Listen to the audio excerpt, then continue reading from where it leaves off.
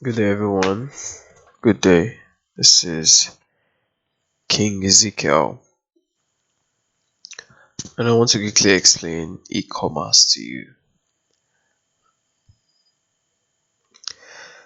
So, e commerce is very broad, so is commerce generally. But I just want to explain like the main aspects that you really need. So, let's get started. Firstly, what is e commerce? Now, this simply means buying and selling online. Now, don't mistake e commerce for digital marketing. E-commerce means buying and selling online. So e-commerce is just like it's trading. So this has to do with the goods. So this has to do with the goods. E-commerce has to do with the goods you're buying and selling. While digital marketing has to do with the platforms you are using to what? Buy and sell. So if you understand, e-commerce, the goods, that has to do with the goods you are buying and selling, which I will explain in this course. The cost price and all those stuff, selling price, cost price, what to determine the selling price, and all of those stuff. E-commerce has to do with the goods you are selling and buying online. While digital marketing has to do with the platforms you are using to sell and buy. So now, why do I need to know about e-commerce? It is the basic and fundamental knowledge of selling anything online. So if you want to be a buyer, you don't need to really know about e-commerce. But if you want to sell things online, you really need to learn about e-commerce because e-commerce is broad. Now, before going into sale, one needs to what? Know about commerce. You need to know about buying and selling, trading, which I'll be explaining. So e-commerce means electronic commerce, buying and selling products online. Now, types of e-commerce: there's drop shipping, there's customer to customer, there's customer to business, business to business, business to customer. Now, what some of us practice is customer to customer, but we see it as business to customer. So you are just someone who purchases things and what is selling online. If you understand what I'm saying. So you purchase and you sell. So for example, for those who mainly for those who manufacture things and sell, that's business to customer. You create things and sell, that's business to what? Customer. Now, business to business are those people who manufacture things and sell to other businesses. Those who what? Manufacture things and sell to other businesses, that's business to business. Now, customer to business, there are sometimes that you create things that people who need it in a company or something like that who want to buy from you. There are some people who actually make clothes for schools, that's customer to business or business to business, depending on if the person is actually someone who creates things, that's business to business. Yes, you create things and you sell to schools, that's business to business. But customer to business, for example, you buy things and you sell, you're kind of like the middleman. That's customer to business. You buy and you sell to businesses, schools, industries, and all those type of stuff. So most times what we practice is customer to business. Customer to business. Now drop shipping is separated because, like, if you look at it, customer to business, all of this, there is no saying what it is. Drop shipping could fall under customer to business, it could fall under customer to customer, it could fall under business to customer. Okay, maybe not. It might not really fall under business to customer. But drop shipping is something that is very not certain, because you are just, in fact, it could fall under business to customer or even business to business. Yes, because drop shipping is not certain, because you are not really selling. What you're just doing is that you're connecting the main seller to the buyer, and you're taking your own shares of the profit, or you're taking your own profit. So you can follow that customer to customer, this customer to that customer, or this customer to that business. You could sell to a business, you could sell to a customer, and the person that you're drop shipping his or her product could be actually a business on its own, that it's creating the product. That's why drop shipping is separate. So in fact, this e-commerce, there are a lot of options, there are different types. Now, demand and supply. Let me explain demand and supply to you just briefly, because it might be very, very broad. Now, demand means requests, like they say, hot selling products. Hot selling products, for example, the demand is always high. That's why they call it hot selling products. So when the demand is high, the price will go up automatically. In fact, because yes, when the demand is high, the supply is low, the price will go up. Demand high, supply low, price will go up. So supply is provision, like number of people that are selling it and the quantity that they have, the number of products that they have. So for example, if it is a blender, people want blender, that particular blender, and like 50 people want it, and you have like five, what will happen? The price will spike up, because you need it, then you buy it. So if they need it, they will have to buy it, no matter the price you call it. So the price will go up. Now imagine another scenario where there are what, 50 blenders and 5 customers. 50 blenders, 5 customers. In fact, that one, the customers might not even, that's the thing, the customers might not even want to buy. You might have to be begging them with the product. That's where the price will what, go down. The price will have to reduce, cause the what, demand is low and supply is high. So that's why I advise people when they want to go into e-commerce, buying products and selling, not drop shipping, just e-commerce, this type of buying and selling, buying, then stocking and selling. I advise my students, don't go and buy 50, 100 and stock it. No, take it easy. Run ads first, sell a couple of products, maybe 2, 3, 4, 5, 6, 7, 8, 9, 10. If you notice that the product is a fast selling product, then you can, maybe if you're into importing, then you can import 25, 50 and sell. Rather than you don't even know if the product is selling, you don't even know if people are buying the product, then you go and buy it. Then the supply will be very high. Then if people are not interested in the product, then the demand will be low. Then you have to reduce the price, which will lead to what? Massive losses. So make sure the demand is high. Now, selling price. A lot of people don't know how to calculate selling price, and it has run them out of business.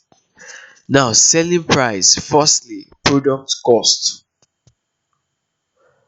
What is the price of the product? What is the price you purchase the product? Product cost. Then ad cost. So if you are running ads, you have to like calculate an average amount per product. So for example, if you run an ad of, let me say, 10,000 naira, and you make 5 sales, that's what 5 divided by 10, or 10 divided by 5 rather, that's 2000. So you see 2k per product, which is standard. That's what I tell my students to do. Add cost, 2k is standard. It could be better, it could be worse, but let's just pray for the best. Then you add delivery cost if you are doing free delivery. If you are not doing free delivery, you don't need to add delivery cost. Then inflation cost, which I will still explain. Now, a lot of people don't, in fact, this is number one thing that a lot of people don't do. This inflation cost. And it was even my brother that explained it to me. In Nigeria today, you could buy something 10,000 naira, and the next month you will see that same thing for 12,000, because the inflation rate is high. Inflation rate in Nigeria, in fact, I just googled it again, is 16%. So if you buy something this month for a particular price, just know that the next month that particular thing might be 16% higher than the price might be 16% higher than it was last month. So a lot of people run into losses because they do not add that inflation cost.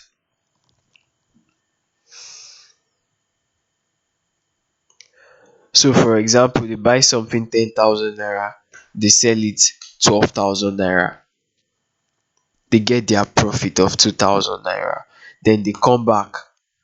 So they get their profit of 2,000 naira, then they come back to the store. Now, so now they bought it 10,000, then they go there, oh, the next month, they want to buy 10,000 naira as usual, but because of inflation, the price has gone what, 16% higher. So here's how to calculate it: 16 over 100 times 10,000. So that's 1,600. Now they sold you what, 12,000, and they got 2,000 naira profit. Now can you see that the price has already gone up? So what they thought that they made 2,000 naira profit over is actually a lie. They just made 400 naira profit, because e-commerce, you buy, you sell, you buy, you sell. That's the major way e-commerce works. You buy, you sell, or except if you manufacture. Most times people just buy and sell. So hope you understand. Okay, let me put in values so you understand better. So I often like my students to get the right picture of what I'm talking about. So can you see product cost 10,000 naira, add cost, that's per product like I explained, 2,000 naira. Now delivery cost is optional. Can you see inflation cost that we calculated here? For 10,000 naira, that's 1,600. Then profit 3,000, that's 16,600. That's the selling price of the product. So can you see? So if you're not running ads, it will be 14,600, because you remove this 2,000. But this inflation cost is constant. It is something that you must never forget to add. Then you can now add your profit. I added 3,000, you can add 2,000 if you want to. You can add 2,500 as the profit. But I just decided to add 3,000. I don't know. That's the amount I always add. So I hope you understand.